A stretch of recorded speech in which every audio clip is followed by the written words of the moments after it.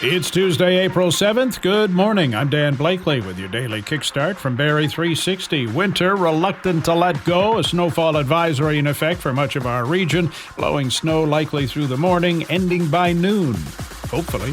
U.S. President Trump not worried about claims he'd be committing war crimes by bombing Iranian power plants. Says the real war crime is Iran having nuclear weapons. Trump threatening to start this barrage at 8 tonight if Iran does not reopen the Strait of Hormuz. Critics have said Trump would be committing war crimes if the U.S. attacks civilian power plants. Iran has urged its youth to surround those plants with human chains to prevent the bombings. A Vancouver-based mining company says 9 of 10 workers kidnapped from its Mexican mine in January have been found dead. Vizsla Silver says one worker remains missing. The mine is in a region gripped by a violent cartel turf war where abductions are often tied to territorial control, extortion, or intimidation of businesses. 4 arrests have been made.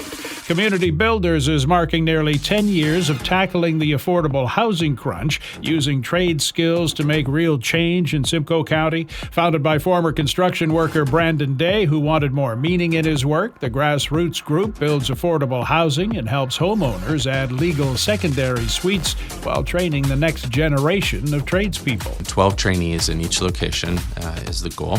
We train them in trades, everything from frame to finish. They get an experience mostly in residential construction.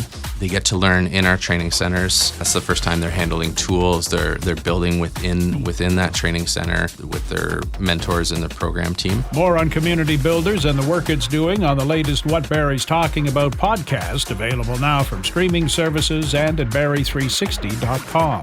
They were greeted by an eclipse as they began floating past the far side of the moon, took pictures of craters and other landmarks never seen before, and saw where the Apollo 12 and 14 moon missions landed. Now they're pointed for home. The Artemis II expected to splash down in the Pacific in 4 days. That's your morning kickstart for April 7th. We're back again this evening. Until then, remember, if you fail, congratulations. Most people don't even try.